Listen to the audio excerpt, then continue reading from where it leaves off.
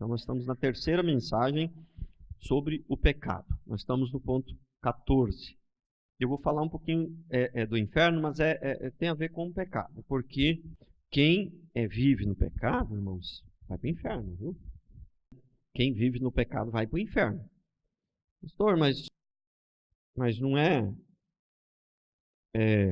salvação não é pela fé, não é pela graça, não é pelo sangue de Jesus? Mas quem vive no pecado vai para o inferno. Então, o que acontece? O inferno é um assunto, assim, é um assunto tão claro na Bíblia, né, que ele é insofismável. Não tem como ficar inventando coisas para dizer que ele não existe, que ele não é bem assim, não tem coisa. O inferno ele é bem claro. Agora, se o fogo de lá é fogo mesmo desse igual fogo de lenha, tá tudo bem, isso é questionável. Mas que o inferno existe, que ele é eterno, não tem como se distorcer. Agora, eu não acredito, né, que o inferno, o fogo de lá é fogo desse que precisa de lenha para queimar. A Bíblia diz que o fogo do inferno, o verme não morre e o fogo não se apaga. Então, eu creio o seguinte, que o que tem lá no inferno é algo tão terrível que a nossa mente não pode imaginar. E se Deus falasse o nome, nós não entenderíamos. A mesma coisa é o céu. O que tem no céu é tão maravilhoso que não tem como Deus falar como que é. Porque se ele disser, eu imagino, por exemplo, que as cores de lá são diferentes das cores daqui.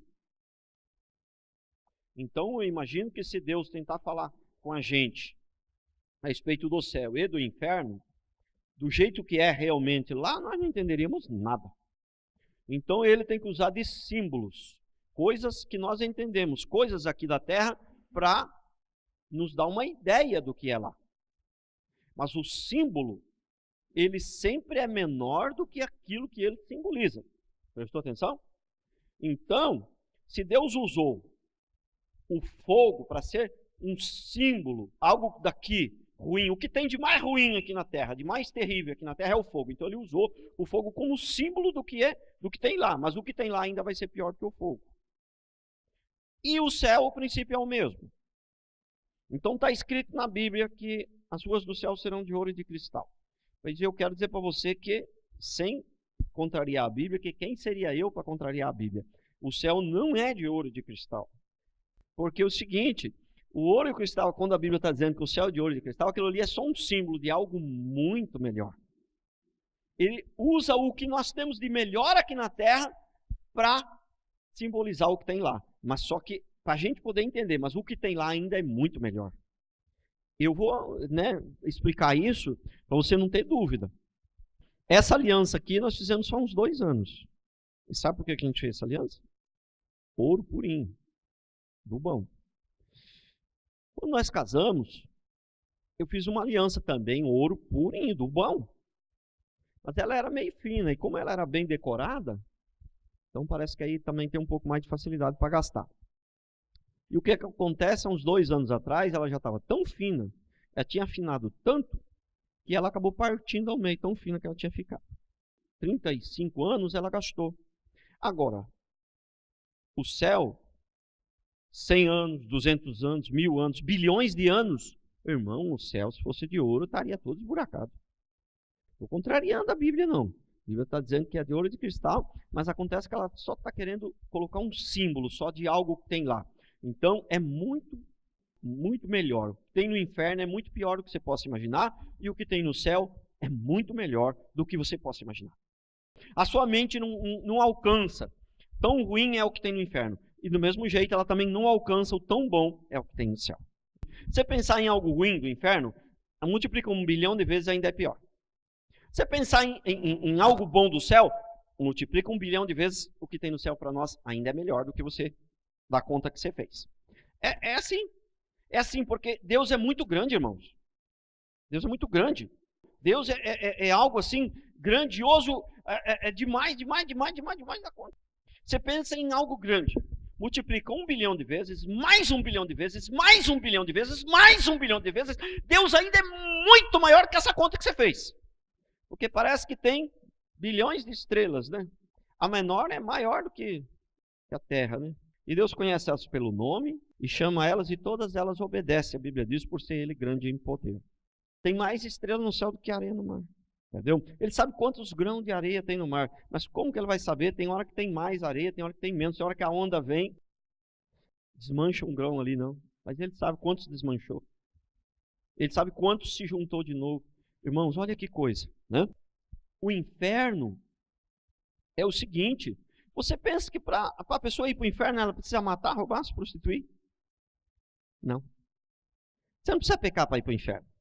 A Bíblia é bem clara, o homem ele já nasce do pecado. Por que que Jesus, para vir, ele não podia nascer de um homem? Por quê? Porque ele não podia receber a semente pecaminosa. Porque senão, ele já ia ser pecador também, porque ele já nasceria com pecado. Para ele não nascer com pecado, ele teve que ser concebido pelo Espírito Santo. Não que o ato sexual seja pecado. Não é isso. O ato sexual, marido e mulher, não é pecado. Mas acontece o seguinte, que você recebe a semente de alguém que é pecador. Bom, o escravo precisa fazer alguma coisa, o filho do escravo, ele precisa fazer alguma coisa para ele ser escravo? Não. Mesmo que ele não faça nada, ele vai crescer escravo. Vai morrer escravo sem fazer nada de ruim. Entendeu? A mesma coisa somos nós. Você não precisa fazer nada para ir para o inferno. O inferno já está preparado para todo homem, porque o homem pecou, a imagem e semelhança de Deus foi danificada, foi prejudicada, se desfez essa imagem e semelhança. Então, você não precisa fazer nada para ir para o inferno, basta só você ser quem você é. Já é o suficiente para você ir para o inferno. O que acontece é o seguinte, para nós nos livrarmos do inferno, essa é a pergunta. Nós precisamos fazer algo para nos livrarmos do inferno. Então, a obra que devemos tomar posse da obra que Deus fez lá na cruz do Calvário. E a obra que Deus fez lá na cruz do Calvário é nos livrar desse pecado, então, que nós recebemos já da nossa natureza, de Adão e Eva, e também daquele pecado que nós pecamos. Então, tem 3 estágios aí. Essa questão do pecado, ela tem 3 estágios. É isso que nós precisamos entender. Você precisa entender bem esses 3 estágios. Primeiro estágio. Quando você toma uma posição, você reconhece que você é pecador, você toma uma posição, se arrepende dos seus pecados e decide mudar de vida, então você recebe o Espírito Santo, nasceu de novo. Aí é o primeiro estágio. É o primeiro estágio. Aí você se libertou da culpa do pecado. Você se libertou da culpa do pecado e da dívida. Quem é nascido de Deus verdadeiramente, ele dorme em paz. Se ele, fez uma coisa terrível lá no passado, ele não tem mais aquilo. Eu acho que ele lembra daquilo, ele não sofreu uma amnésia. Ele lembra, mas aquilo já não tira mais a paz dele. Ele se libertou da culpa do pecado e se libertou da dívida. Né? Ele não tem mais nenhuma dívida com Satanás, não tem mais nenhuma culpa. Eu não preciso me sentir culpado porque não tenho mais nenhuma dívida, porque Jesus na cruz pagou o meu pecado. Então eu me libertei da culpa do pecado e me libertei da dívida. Esse é o primeiro estágio que acontece num dia. Né? Aí vem o segundo estágio, que é o nosso, onde nós estamos caminhando. O segundo estágio é a gente se libertar do poder do pecado, da ação do pecado. Esse não acontece num dia só, isso acontece a nossa vida inteira. Porque o fato de Jesus ter pagado os meus pecados e eu me libertar da culpa, não significa que a tentação não está me rondando o tempo inteiro e que de vez em quando eu não vou dar uma vacilada. Agora, o certo é o seguinte, quando nós começamos a nossa caminhada cristã, você ter uns acidentes, né? Falhas. Quando você está no final da caminhada, esses acidentes têm a tendência a diminuir. Eles têm que estar diminuindo. Isso mostra que você teve uma mudança de vida. É uma mudança de vida. Então, ou então esses acidentes são por coisas menores. Então, no começo a pessoa, ela tinha que lutar para não cometer coisas graves. No começo da caminhada cristã. Quando ela está para o meio, para o final da caminhada cristã, aquelas coisas graves já não é nem muita tentação mais para ela, mas tem outras tentações menores, que para quem já está há muito tempo, conhece bem a palavra, pode ser grave também. Agora, depois nós vamos explicar melhor mais para frente que tem pecado grave e tem menor. Mas se você me perguntar, qual é o pecado mais grave? Qual que você acha que é? Assaltar um banco? Adultério? Qual que você acha que é? O mais grave, eu falo com toda a segurança para você, é aquele pecado que não houve arrependimento.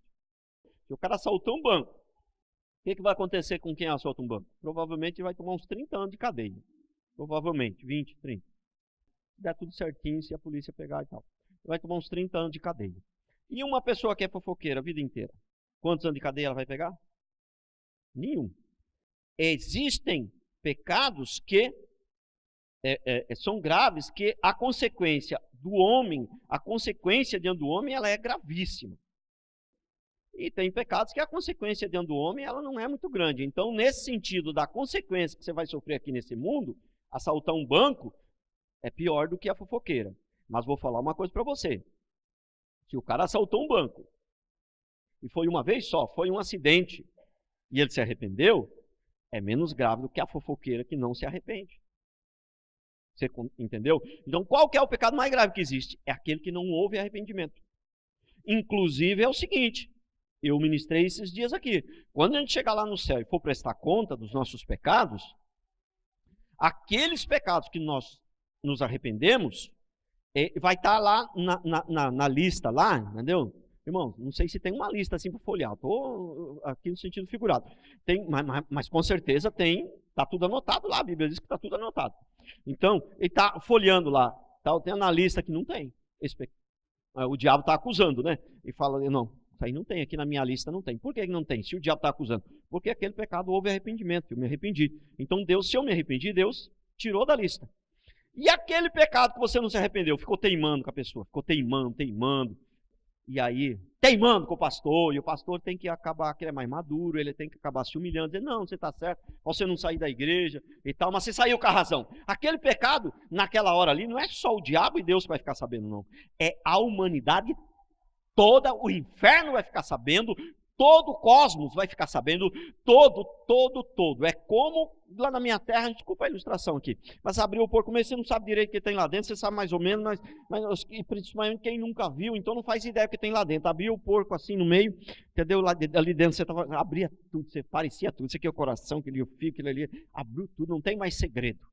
É mais ou menos isso que vai acontecer. Não tem mais segredo, tudo será revelado, tudo será exposto. A vergonha será grande, por isso, dá um conselhinho para você, vamos tentar se esforçar junto comigo, eu também preciso, não é só vocês, abaixar o topete, porque olha, se a gente levantar o topete, naquele dia a vergonha vai ser grande demais, ficar discutindo, ficar batendo boca, não, eu tenho razão, lá naquele dia você vai ver quem tem razão,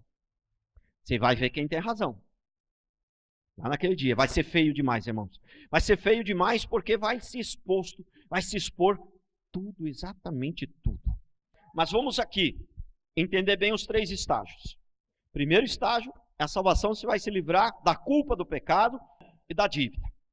Segundo estágio, você vai se livrar do poder do pecado. Por exemplo, uma pessoa que está mais pouco tempo na igreja, o pecado ainda tem uma certa influência, uma força meio grande sobre ela, ou que está há pouco tempo, ou que está há muito tempo, mas não é muito firme. O pecado tem uma certa influência. Alguém que já é mais firme na igreja, está há mais tempo e também é mais firme na igreja, o pecado tem menos influência sobre ela, concorda? Então, você já está se livrando do poder do pecado, da ação do pecado. E o terceiro estágio é, quando nós chegarmos na glória, receberemos um corpo glorificado e seremos livres da presença do pecado. Lá não haverá mais presença do pecado. O pecado não existirá mais, ele estará distante. Ele não tem como nos atingir, porque lá não existe pecado. É tipo mais ou menos assim, o vento lá, ele não vai te atingir, porque lá não tem vento. É mais ou menos assim. Lá, então, nós seremos libertos até da presença do pecado. Nunca mais ouviremos falar em pecado. Nunca mais seremos libertos até da tentação. Não haverá tentação no céu. Entendeu? Não haverá tentação. Porque o tentador não está mais lá. E só vai ter gente santa lá. Não é gente santa no sentido de que o povo que vai para lá é perfeito. Mas no sentido de que pessoas que Deus os santificou. Então, o pecado na vida do crente, ele deve ser acidente, e não regra. Então, mas aqueles que vivem no pecado, na prática do pecado, vão para o inferno. Pastor, mas se um crente, nascido de novo, decide viver na prática do pecado, Ele vai para o inferno? Irmãos, crente nascido de novo nunca vai decidir viver na prática do pecado. Por quê? 1 João 3,6 diz assim, que aquele que vive na prática do pecado não ouviu e nem o conheceu. E essa é forte. Pastor, mas ele é apóstolo, ele está há 20 anos na igreja. Não, se ele vive na prática do pecado, ele não viu a Deus e nem o conheceu. Prestou atenção? Então não existe esse negócio. Nós não acreditamos. Pastor, a igreja de vocês, ela acredita tudo diferente. Todo mundo aí fora, nós não acreditamos igual todo mundo, nós acreditamos igual está na Bíblia. Esse negócio aí fora, aí, que tem gente desviado, isso aí veio de uns 50, 60, 70 anos para cá, irmãos. Até uns 70, vou botar 100, vai, que começou, mas que tomou corpo, assim, ficou vultuoso isso aí, de uns 50 anos para cá. Mas começou em 100 anos atrás, esse negócio aí, crente se desvia. Não existe crente desviar. Não existe, crente não se desvia. Você vê uma pessoa que ia para a igreja e agora não vai mais, ela se desviou da igreja. Mas crente, quem é nascido de novo, não se desvia. Quem é nascido de novo, ele pode ter um momento de fraqueza, ele pode ter algum tempo de rebeldia ali, mas ele volta. Ele volta. Alguém que é nascido de novo pode se desviar, mas aí eu nem considero alguém como desviado assim. Ele pode ter uma fase difícil, um momento, um tempinho de coisa, mas ele volta. Se a pessoa desviou e está atolada no pecado e está feliz lá, está em paz, entendeu? Então, tinha um irmão aqui que vinha na igreja aqui, né? Tem um não, tem mais do que um, que vinha na igreja sem encontro com eles, porque eu encontro com uma pessoa, eu fico triste quando encontro alguém que era da igreja aqui e vira a cara. A maioria não vira, porque eu os trato bem e tal, a maioria não vira, né? A maioria cumprimenta, conversa comigo de boa, tudo, né? E aí, como é que você está, irmão? Você está indo na igreja? Não. E como é que você está? Como é que está o casamento? Está maravilhoso. O cara não está vindo na igreja. Está desviado. E diz que está tudo maravilhoso, está uma alegria. Aí eu falo, meu Deus. Aí está ruim. Aí essa pessoa não converteu. Agora, se ela falar para mim, pastor, pior coisa que eu fiz. Faz um tempinho, mas eu preciso voltar. Eu não sou desse lugar. Eu sou lá da igreja, lá é o meu lugar. Então, se a pessoa diz assim, eu falo, opa. Mas se a pessoa fala, não, está tudo maravilhoso, vixe, eu trabalho, agora consigo comprar um carro novo aqui, ó. E o casamento, como vai? Está maravilhoso. O cara está atolado no pecado, está tudo maravilhoso. Irmão, não tem como ser nascido de novo. Não tem como. Quem é nascido de novo, ele pode até desviar um pouquinho ali, mas ele está incomodado. Ele está incomodado. Então, Apocalipse 14, 10 e 11. Também este beberá do vinho da cólera de Deus, preparado sem mistura, do cálice da ira, da sua ira. A ira de Deus já está sendo derramada aí. Mas ainda tem mistura, tem misericórdia. No grande dia não terá mais mistura, não terá mais misericórdia. Será atormentado com fogo e enxofre diante dos santos anjos na presença do Cordeiro. O inferno, o Cordeiro vai estar lá. O que não vai ter no inferno vai ter a paz com o Cordeiro, a comunhão com o Cordeiro, isso não vai ter. O que vai ter no inferno é a ira do Cordeiro. Deixa eu falar uma coisa para vocês. Satanás vai virar um cordeirinho a hora que se manifestar a ira do Cordeiro. A ira de Deus, ela é muito maior do que a do diabo. Muito maior. E você pode assustar com isso. Você fala, nossa, isso é heresia. Eu tenho certeza absoluta do que eu estou falando. Explicar para vocês por que a ira de Deus é tão grande. Sabe por quê? Porque o amor de Deus, ele é muito, muito, muito, muito, muito, muito grande. Você multiplica em bilhões e bilhões e bilhões, não consegue atingir o tamanho do amor de Deus. O amor de Deus, ele é muito grande. E aí a conta é simples, é fácil de fazer essa conta. O mesmo tamanho que Deus ama aqueles que se arrependem, desse mesmo tamanho ele vai odiar aqueles que não se arrependem. Pastor, Deus odeia?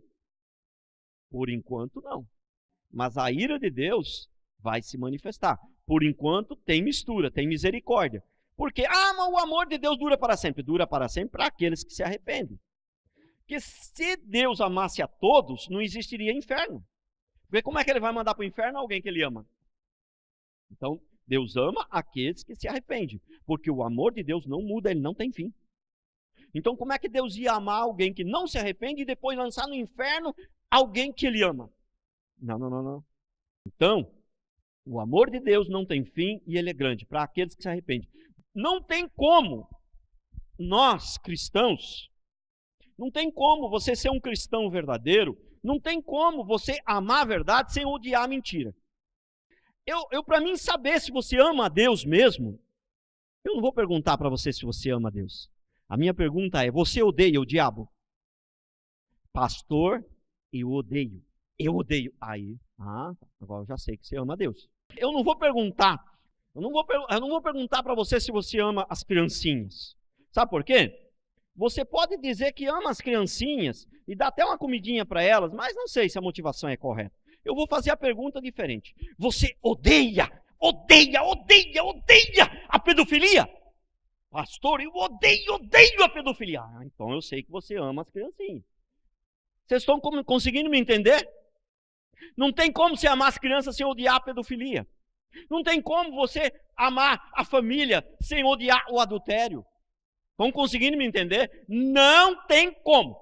Quem diz que não odeia o adultério, mas ama a família, está mentindo. Não tem como. Versículo 11. A fumaça do seu tormento sobe pelos séculos dos séculos. Não tem descanso algum, nem de dia nem de noite. Os adoradores da besta da sua imagem quer que receba a marca no seu nome. Quero dizer que a marca, eu creio que quem não foi salvo, quem não se arrependeu, já está marcado. Não existe esse negócio da marca que vai vir na testa, na mão. Isso aí é símbolo.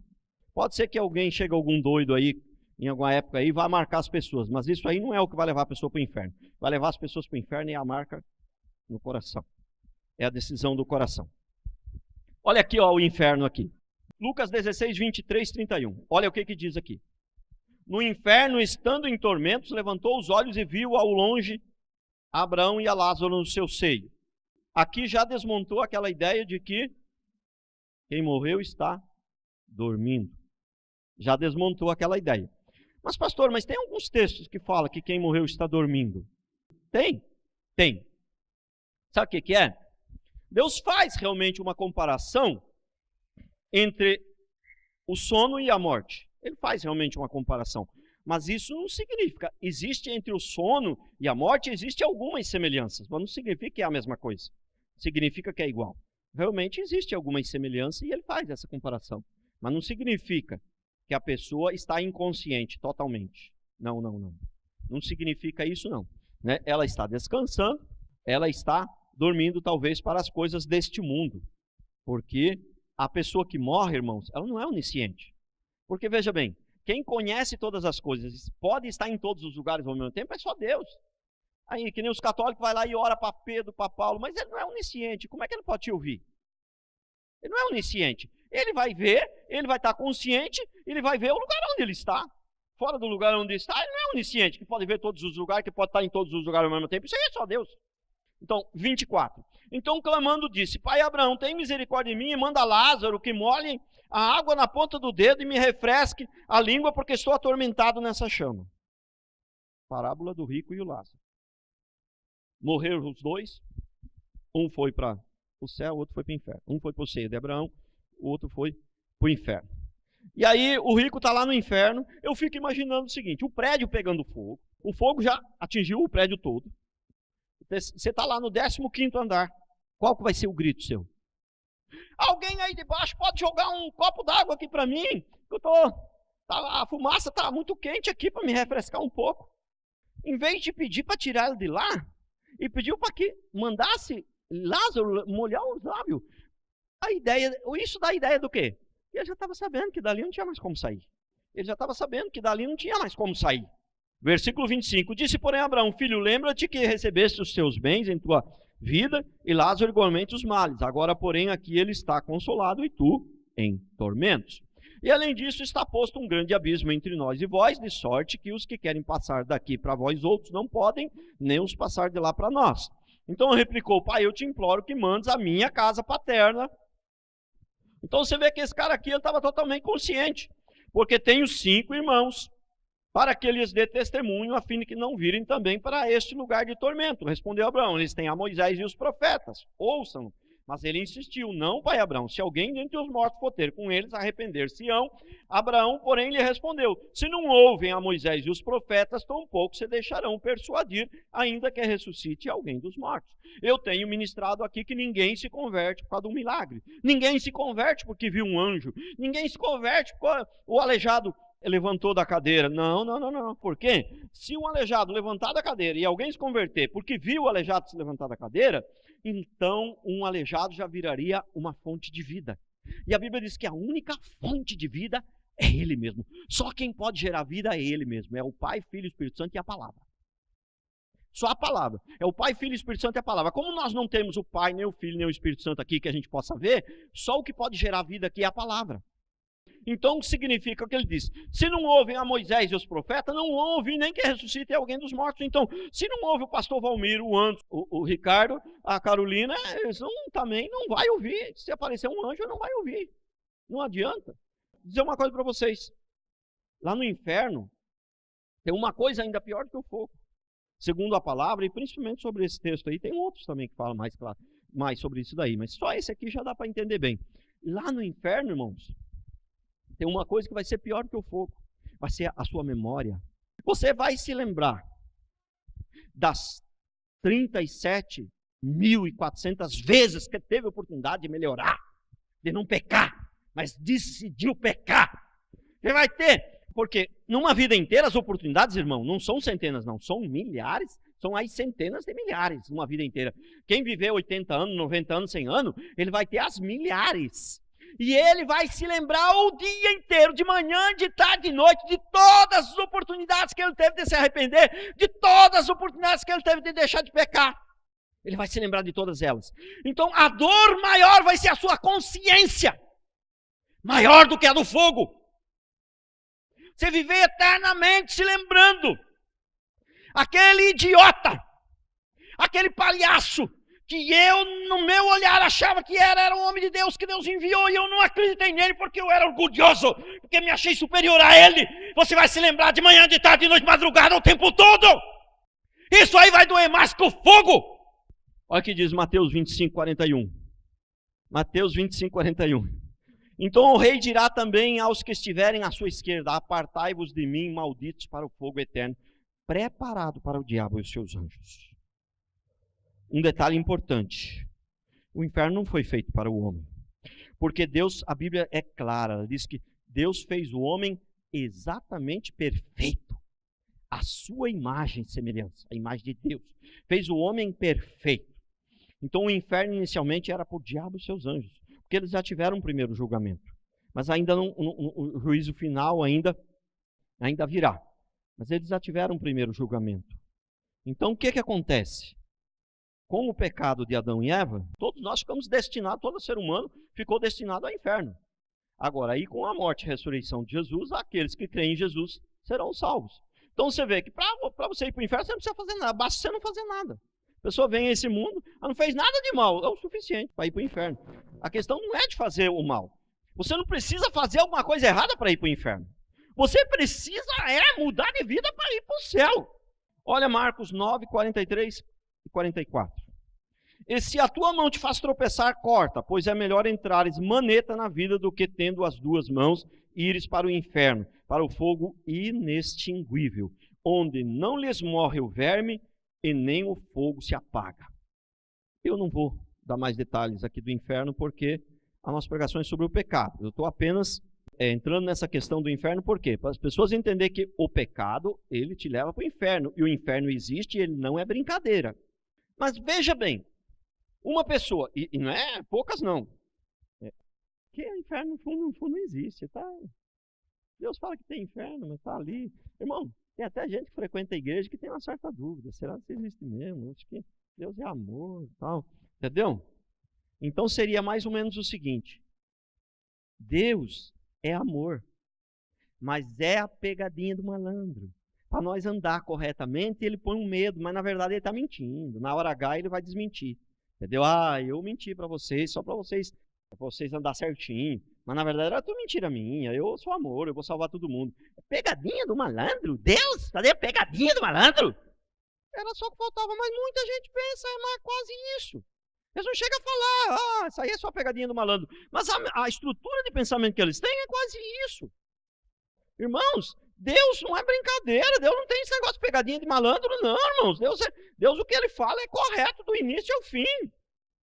Então, no contexto que eu vinha anterior, né, que eu vinha falando nas outras mensagens, eu falei bastante sobre a questão da lei, que o cristianismo moderno diz que agora é pela graça, que você não precisa mais cumprir a lei.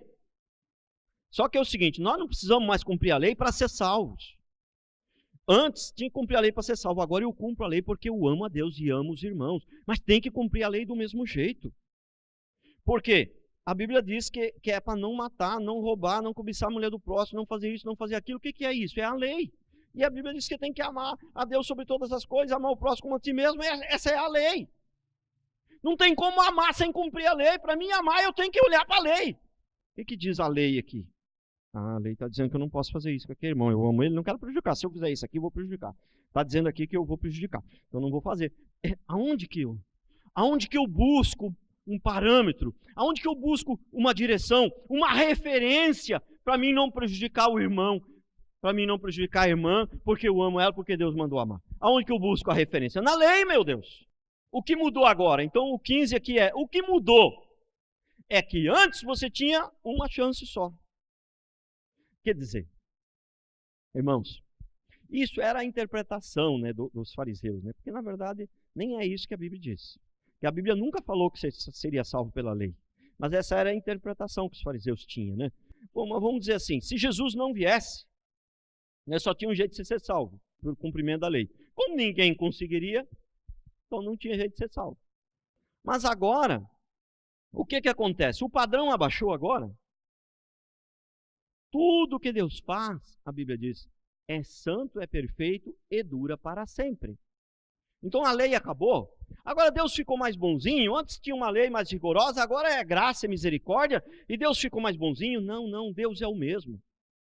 E o padrão não abaixou. Qual que é a diferença então agora? A diferença agora é que antes você só tinha uma chance e errou, pronto, você está fulminado. Agora não. Agora você errou, ele te dá uma chance de recomeçar. Você pode se arrepender e recomeçar, mas o padrão continua o mesmo. O lugar que você tem que chegar continua o mesmo. Seria mais ou menos o seguinte. O rapaz estava falando aí da saia, né? A moça estava com a saia muito curta, não é aqui, não. A moça vem com a saia por aqui. Aí, né? Ó, Carol, conversa com a moça lá que a saia dela está muito curta. Aí, no próximo dia, ela já vem com a saia por aqui. 2 centímetros a mais. Fala, o negócio é o seguinte. Pela lei, minha filha, você já está fulminada. Já está fulminada. Agora, pela graça, ela pode vir. Só com os 2 centímetros a mais, não. Você vai ter que, infelizmente, você perdeu mais esse tecido. Você vai ter que fazer uma outra, porque o padrão é maior. E aí, depois ela vem, a saia está por aqui. Infelizmente, é mais um vestido que você perdeu, porque o padrão é maior, entendeu? Não tem um tamanho de saia, tem decente, estou falando aqui, né? Tem, né, decente. Para uma pode ser um tamanho, pode ser decente, para outra aquele mesmo tamanho pode não ser decente, né? Então, mas veja bem, então o padrão não abaixou. O que acontece é que ele te dá uma chance de recomeçar de novo. A graça é isso. Então a graça não veio para desfazer a lei, a graça veio para nos ajudar a cumprir a lei. E não para desfazer a lei. Então Pedro, aproximando-se, lhe perguntou: Senhor, até quantas vezes meu irmão pecar contra mim e eu lhe perdoo? Até 7 vezes? Respondeu-lhe Jesus: Não te digo que até 7 vezes, mas até 70 vezes. O que significa até 70 vezes? Significa que você tem que perdoar sempre. Não vai dar tempo de perdoar 70 vezes num dia, não vai dar tempo de pecar tanto. Significa que perdoar sempre, não vai chegar um dia que você vai pedir perdão, se pedir de verdade, de arrependimento, de verdade, e Deus vai falar, esgotou a sua cota. Não existe isso. A gente tem sempre a chance de recomeçar, mas o padrão é o mesmo. É igual uma fábrica, faz um produto de excelência, entendeu? E aí, se aquele produto sair um pouquinho fora do padrão, tem que jogar fora. Entendeu? Ou então vende mais barato com outro nome, com outra etiqueta. Prestou atenção? Mas o padrão de excelência tem que ser aquele. Se a empresa é assim, você acha que Deus vai abaixar o padrão dele, irmão? Tem gente achando que, e muito cristão achando que cristão de verdade, acho que não, mas igrejeiro, né? Pessoa que frequenta a igreja, achando que agora é graça, agora Deus é misericórdia. A gente pode bagunçar um pouco, a gente pode, né, namorar, pode fazer. Eu fico pensando o seguinte, a pessoa, né, eu vi hoje em um lugar uma coisa interessante, né? O rapaz e a moça ajudam as pessoas. A vida dele é ajudar as pessoas. Mas eles namoram, né, desde que ela tinha 14 anos. E é pecado namorar com 14 anos de idade. E é errado. E a tendência de quem namora com 14 anos de idade, a tendência é haver uma separação. É 99% de chance de quando casar se separar e dar uma bagunça danada. Então a Bíblia diz que é melhor obedecer do que sacrificar. Você entendeu? Então é capaz de falar assim, o fulano que é bonzinho, que é gente boa, começou a namorar com 14, eu também posso. É capaz de o trabalho dele se tornar, em vez de ser o bem, se tornar para o mal. Ser um mau exemplo, em vez de ser um bom exemplo. Né? Então é melhor obedecer do que sacrificar. Não tem jeito de comprar a nossa salvação. Não adianta, nós temos que baixar o topete, se render, e o Senhor é o Senhor, e é Ele que vai nos salvar. E abaixar o topete.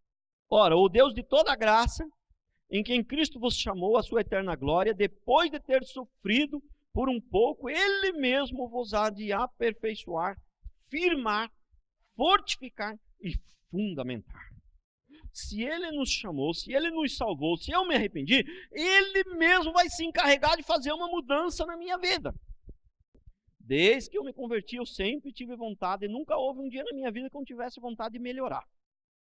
Mas de uns tempinhos para cá, 2, 3, 4 meses para cá, eu estou com uma vontade de mudar de vida, de mudar, de melhorar, de mudar. É uma coisa mais forte. E quem está fazendo isso?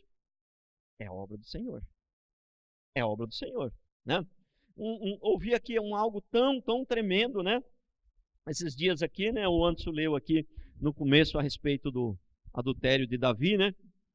E quando Davi pecou, Deus já lhe deu a sentença, a consequência do pecado. Ele falou, a espada na sua casa, na sua família, não vai se apartar de ti. Deus já deu a sentença ali. A espada não vai se apartar de ti. Aí o que aconteceu?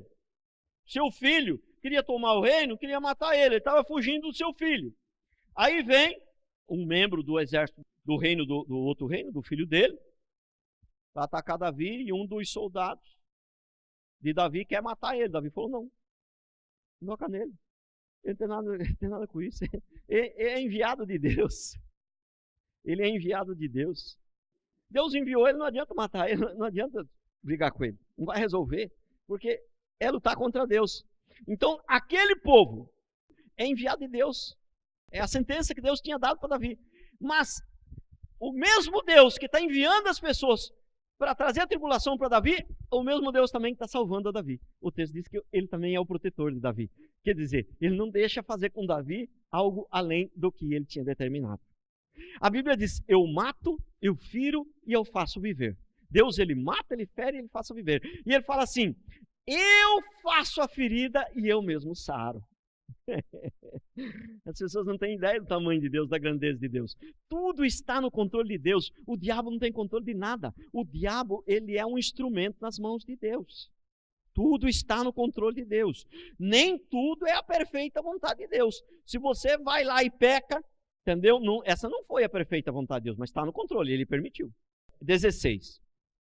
Nós, os justos, não estamos debaixo da lei, mas a lei serve de parâmetro. A lei serve de referência, a lei serve de base, serve de direção. A lei é que me dá a direção, que eu devo fazer o que eu não devo. Porque quando nós falamos de lei, você pensa logo nos 10 mandamentos. Mas a lei não é só os 10 mandamentos. O Novo Testamento tem centenas de mandamentos. 10 são os principais, que está sistematizado ali na ordem, 1, 2, 3. Mas a Bíblia, quando se refere aos mandamentos de Deus, na verdade está referindo à Bíblia. A maioria das vezes está se referindo à Bíblia, exceto em algum contexto onde está falando da lei específica lá. Não. Mas normalmente está falando da Bíblia. Você não quer seguir a lei, você não está querendo seguir a Bíblia. Meu Deus, como pode dizer que não precisa mais seguir a lei? Então, olha, a lei serve de parâmetro. Olha, 1 Timóteo 1, 8 e 9. Sabemos, porém, que a lei é boa. A lei é boa, não tem nada de errado com ela. Se alguém dela se utiliza, a lei é boa se alguém dela se utiliza de modo legítimo. O que é o modo legítimo? Eu não vou querer cumprir a lei para ser salvo, mas porque eu sou salvo, porque eu amo a Deus, porque eu amo os meus irmãos, eu vou andar na lei. Isso é seguir a lei de modo legítimo, e ela é boa. Tendo em vista que não se prolonga a lei para quem é justo, mas para os transgressores e rebeldes, irreverentes e pecadores, ímpios, profanos, parricidas e matricidas e homicidas. Então, na lei, você tem medo do Código Penal? Eu não tenho. Nunca matei ninguém, nunca usei ninguém, nunca não tenho intenção, não tenho medo. Quem tem que ter medo dele é eu. Então, eu não tenho medo da lei, eu tenho prazer na lei. Porque a lei me orienta o que eu devo fazer. E a lei é boa. E Deus, Ele sabe mais do que eu, o que é bom para mim. Por isso Ele me deixou uma lei. Meu filho, faz isso, faz aquilo. Então eu não tenho mais medo da lei. Eu tenho prazer na lei do Senhor. Eu nem preciso ficar discutindo. Essa lei não precisa seguir não, que agora no Novo Testamento não precisa mais. Não, se não precisar, não tem problema. Eu vou seguir ela do mesmo jeito, porque ela é boa. Eu tenho prazer nela. Eu tenho prazer na lei do Senhor. É mais ou menos o seguinte: se alguém conseguir provar hoje para mim que não existe mais Deus, não existe mais o céu, não existe mais o inferno. É lógico que isso é impossível, mas uma suposição, uma ilustração. Alguém conseguir provar hoje para mim que não existe mais Deus, não existe mais o céu e não existe mais o inferno. Eu não quero mais aquela vida que eu tinha antes de ficar no bar lá. Não quero mais. Eu quero continuar essa vida que eu tenho. Quero continuar tratando bem minha esposa, meus filhos, meus netinhos. Eu não quero mais aquela vida. Então você vê que eu faço o bem agora não é mais por medo, é por amor. Eu sigo a lei agora não é mais por medo. Eu não tenho medo da lei. Agora eu amo a lei. Porque a lei me ajuda. Ela me leva a fazer o bem. Ela me dá direção para o que eu devo fazer. Presta atenção como isso é profundo, irmãos. Como se pode frequentar uma igreja e achar que não precisa mais cumprir a lei, que agora tudo é graça e que pode tudo. Como pode? Isso não é cristianismo. Por isso, quando eu falo para você que o cristianismo verdadeiro, ele praticamente não está sendo praticado mais, eu não estou exagerando. Eu não estou exagerando. Praticamente não tem se praticado cristianismo mais. Toda vez que houve cristianismo, que houve um avivamento, que a igreja, toda a história da igreja, 2000 anos de história da igreja, toda vez que os cristãos seguiram o evangelho direito, a nação mudou. As leis do país mudaram. Chocou a nação. E aqui os evangélicos aumentam o número de evangélicos cada dia mais. Para cada evangelho que aumenta 10 ladrão, 10 bandidos. Mas para cada crente que aumenta 20 político safado. Para cada... Tem alguma coisa errada com esse evangelho de hoje? Tem alguma coisa errada? Tem alguma coisa errada. Quem anda, olha isso aqui é tremendo, quem anda, 17, quem anda fora da lei está na carne. Quem é esse povo que diz que a lei é coisa do Velho Testamento, não precisa mais? Está na carne. Olha o que diz o texto aqui. Romanos 8, 6 e 7. Porque o pendor é pender, vem de pender. Pendor da carne, quem pende para a carne dá para a morte, mas do Espírito para a vida e paz. Olha o versículo 7. Por isso, o pendor da carne é inimizade contra Deus. Quer dizer, o pendor, quem pende para a carne, quem anda na carne, é inimizade contra Deus, pois não está sujeito à lei de Deus. Por que ele anda na carne? Porque ele não está sujeito à lei de Deus. Por isso que ele anda na carne. Se você diz que não quer seguir a lei, você vai andar na carne. Porque quem está na carne não está sujeito à lei de Deus. E quem está na carne nem pode se sujeitar à lei de Deus, ele não consegue. Para se sujeitar à lei de Deus, nós temos que andar no Espírito. Temos que amar a Deus, temos que ser cheio do Espírito, tem que orar, senão você não consegue. Então olha que tremendo. Por isso o pendor da carne é inimizade contra Deus, pois não está sujeito à lei de Deus. Quem não está sujeito à lei de Deus está na carne. Agora, para encerrar o 18 aqui, é tremendo. Tenho 2 textos para ler aqui. E eu já li esse texto nessa série de mensagens mesmo. Mas ele é tão importante que eu preciso ler de novo para a gente enriquecer esse contexto aqui agora.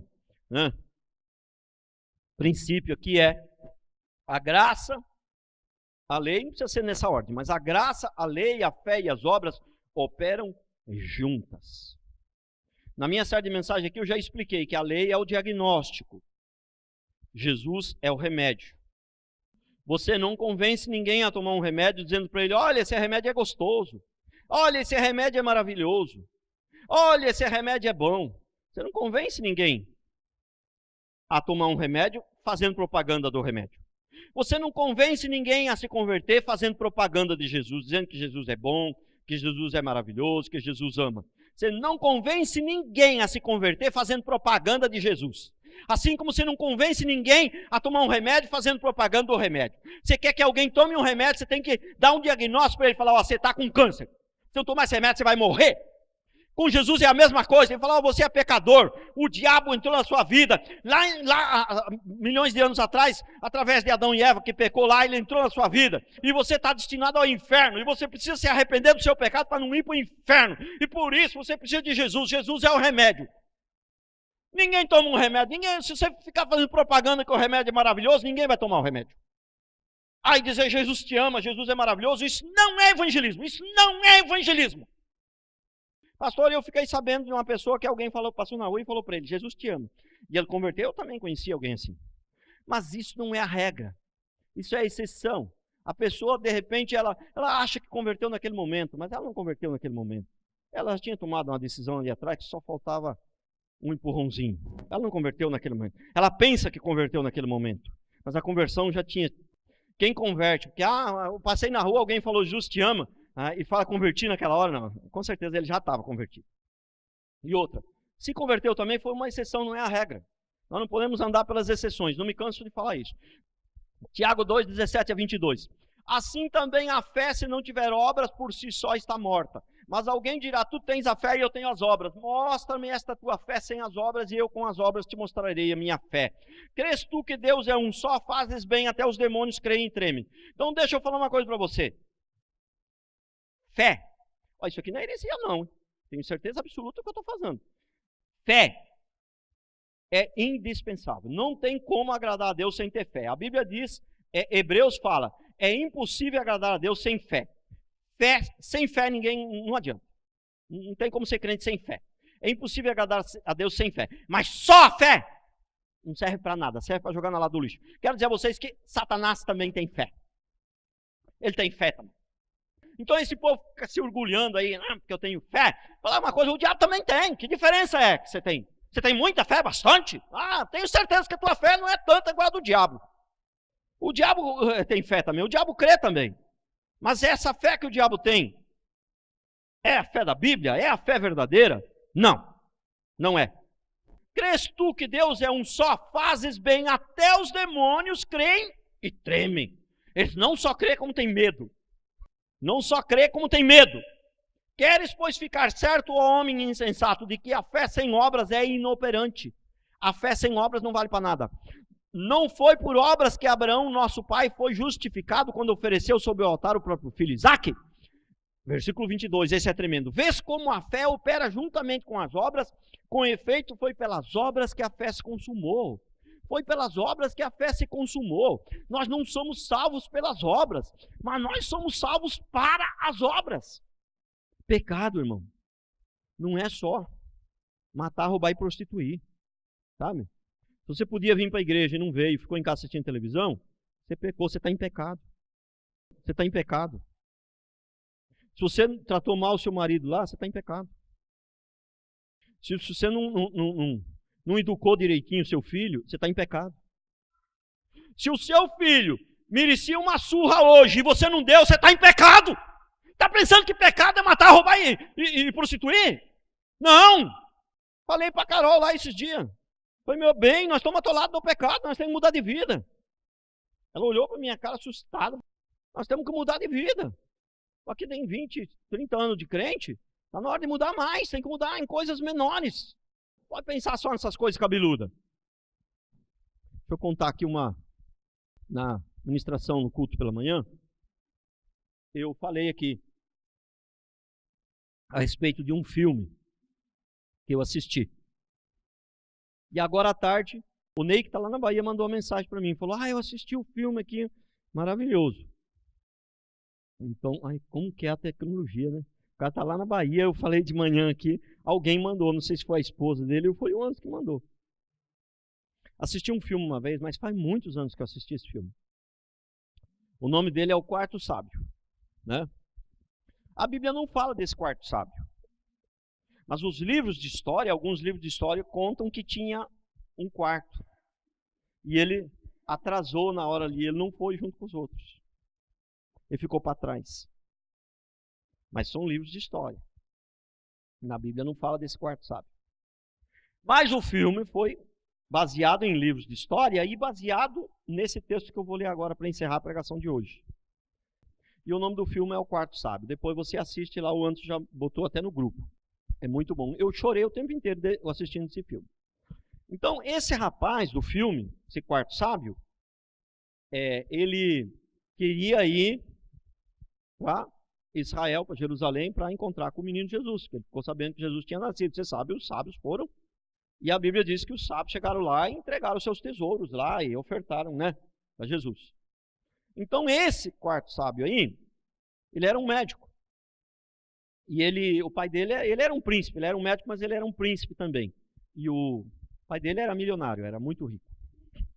Mas ele falou, mas eu não quero levar nada, eu quero só o sustento para mim ir, mas eu quero 3 pérolas para mim dar para o meu senhor. O objetivo de vida dele era levar essas 3 pérolas para o senhor dele. Esse era o objetivo de vida dele. Entendeu? 3 pérolas. Então o pai dele deu 3 pérolas. Ele era muito rico, ele era um príncipe, mas ele era um médico também. E aí ele leva então essas 3 pérolas muito valiosas. E o pai dele enviou também um servo para ajudar ele, para acompanhar ele, para ele não ir sozinho. E esse servo era incrédulo, vira e mexe, o servo falava para ele, mestre, você não acha melhor a gente voltar? Acho meio complicado. Quer dizer, o discípulo dele ainda queria atrapalhar o negócio. E ele, não, eu tenho que encontrar com o meu senhor para dar o meu presente para ele. E aí ele chegou lá em Jerusalém, Jesus já tinha ido embora, tinha ido para o Egito. E ele, então chegou naquele dia que Herodes estava matando as crianças menos de 2 anos. E tinha uma senhora escondida lá com umas crianças, e ele também estava escondido lá, porque os soldados, né, de Herodes estavam matando as criançadas todas. E aí ele, o que fez? O seguinte, aquelas crianças, e o cara ia matar as crianças, ele pegou uma pérola e falou. Ele subornou o policial lá, o soldado, para não matar as crianças. Aí já foi uma pérola, embora, só ficou com 2. Aí foi indo, ele era um jovem, um médico, bem jovem. Aí foi indo, aí ele encontrou, ele parou num povoado lá, o povo estava tudo ladrão e leprosos. Eles viviam era um povoado inteiro, eles viviam de roubar, eles não sabiam fazer nada. Aí como ele era médico, e eles eram todos leprosos. Aí como ele era médico, então ele começou fazer curativo, ele começou a medicar aquele povo, sarou eles e ensinou eles, fez uma ponte lá para jorrar água, fez uma estrutura toda na cidadezinha lá, ensinou eles a plantar e parar de roubar e tal. Mas isso levou muitos anos, isso foi um processo muito longo, levou muitos anos. E para encerrar, para não contar o filme todo, para vocês for assistir depois, uma outra ocasião, e aí então, ele gastou a 2ª pérola com esse povo aí. Gastou a 2ª pérola com esse povo aí, com essa cidadezinha aí, esse pessoal leproso. E depois ele gastou a 3ª pérola numa outra situação lá. Mas presta atenção, então ele gastou as 3 pérolas. E ele era um jovem médico quando ele saiu de casa, só que esse percurso todo durou a vida inteira. Quando ele gastou as 3 pérolas, ele estava muito velhinho, já no ponto de morrer, o cabelinho branco. Aí Jesus apareceu para ele. Aí Jesus apareceu para ele, e aí ele falou, mas e agora? Agora o objetivo da vida dele era ir e dar o presente para Jesus, dar as pérolas para Jesus, mas não tinha mais nenhuma. Senhor, não tenho mais nada para te oferecer. Aí o que Jesus falou para ele? Não, as 3 pérolas estão comigo. O Senhor, você me deu, eu recebi todas. Está comigo, está guardada. Quer dizer, aí, baseado nesse texto aqui, olha o que diz o texto. Olha o que diz o texto. Mateus 25, 41 a 46. Então o rei dirá também aos que estiverem à sua esquerda: apartai-vos de mim, malditos, para o fogo eterno preparado para o diabo e seus anjos. Porque tive fome e não me deste de comer, tive sede e não me deste de beber, sendo forasteiro não me hospedastes, estando nu não me vestiste, achando-me enfermo e preso não fostes ver-me. E eles lhe perguntarão: Senhor, quando foi que te vimos com fome, com sede, forasteiro, nu, enfermo ou preso e não fomos e não te assistimos? Então lhe responderá: em verdade vos digo, sempre que eu deixardes de fazer a um destes meus pequeninos, a mim o deixaste de fazer. Irão estes para o castigo eterno, porém os justos para a vida eterna. O texto é mais longo, eu coloquei aqui a parte principal, senão ficaria muito longo para ler. Então presta atenção. Qualquer pessoa que ame a Deus, se ela não tomar um certo cuidado, se ela não se dedicar, se ela não ficar atenta, se ela não procurar estudar bem o contexto e ver o que diz o restante da Bíblia, ver o que diz outros homens de Deus que vieram antes dela, não tem como. Ela vai achar que isso aqui, a salvação é pelas obras. Ela vai achar que a salvação é pelas obras. Porque aqui nesse texto, parece até que está claro que a salvação é pelas obras. Só que a salvação não é pelas obras. Acontece que quem é salvo vai ter obras. A gente conhece o salvo pelas obras. Nós não somos salvos pelas obras, mas somos salvos para as obras. Esse homem estava salvo. Ele reconhecia Jesus como Senhor, esse jovem. Ele abandonou o reino dele, ele era um príncipe, ele era um médico, ele era um príncipe. Ele abandonou tudo, a riqueza, tudo. O único objetivo de vida era encontrar com o Senhor e dar as 3 pérolas para o Senhor. Aí ele gastou as pérolas no caminho. Quando chegou a encontrar com o Senhor, ele não tinha mais as pérolas, mas o Senhor falou: mas eu recebi as tuas pérolas. Portanto, tudo que nós fizermos aqui na terra para as pessoas, com a motivação correta, com um amor verdadeiro, o Senhor receberá tudo. Mas essas obras que são feitas por orgulho, do meu jeito, eu não obedeço pastor, eu não vou para a igreja, porque as igrejas estão tudo podre, o evangelho por aí está tudo errado, então eu não vou para a igreja. Eu também sei, quem mais sabe que o evangelho por aí está tudo errado sou eu, mas nem por isso eu deixo de ir na igreja. E nem por isso eu deixo de ouvir aqueles pastores que eu procuro a dedo, assim, alguns que pregam a verdade, que pregam bem, que pregam corretamente, que eu amo o que eles pregam, que eu admiro o que eles pregam. Ainda tem gente boa aí por aí, viu? Tem gente boa por aí. Tem gente boa. De vez em quando eu ouço umas palavras lá, né? Você vê que dá para perceber que tem gente que fala bonito e não faz nada daquilo. Mas quem tem uma certa experiência, difícil se enganar. Pela fala ali já dá para saber que a pessoa tem alguns detalhes ali que você observa. A gente que tem bastante experiência, o cara fala bonito. De repente um crente que não tem muita experiência, ele fala: nossa, aquele pastor é maravilhoso. O outro que tem bastante experiência já percebeu e identificou que o cara é um picareta. Então é difícil enganar. Mas, então, irmãos, inferno existe. A salvação é pela fé. Mas quem tem fé ama a lei, cumpre a lei. Quem tem fé tem obras. O que diz a 1 Coríntios 13? O que diz? Que ainda você tenha fé a ponto de transportar montes. Se não tiver amor, nada adianta. Então, se uma pessoa ficar dando cesta básica por aí, mas sem ter uma conversão genuína, sem se converter, ele não está fazendo por amor. Ele está querendo conquistar a salvação na força do braço. Quem está querendo conquistar a salvação na força do braço é porque o topete ainda está lá em cima. E o primeiro ponto para a salvação é se humilhar, reconhecer: eu não sou nada. Eu sou gente de 3ª categoria? Não. Eu não sou gente de 3ª categoria. Você está me ofendendo se falar que eu sou gente de 3ª categoria. Eu sou de 20ª, 40ª, 50ª, 100ª categoria. Hoje eu não creio que eu sou mais, mas estou falando antes de me converter. Tá certo? Vamos ficar de pé. Vamos fazer uma oração.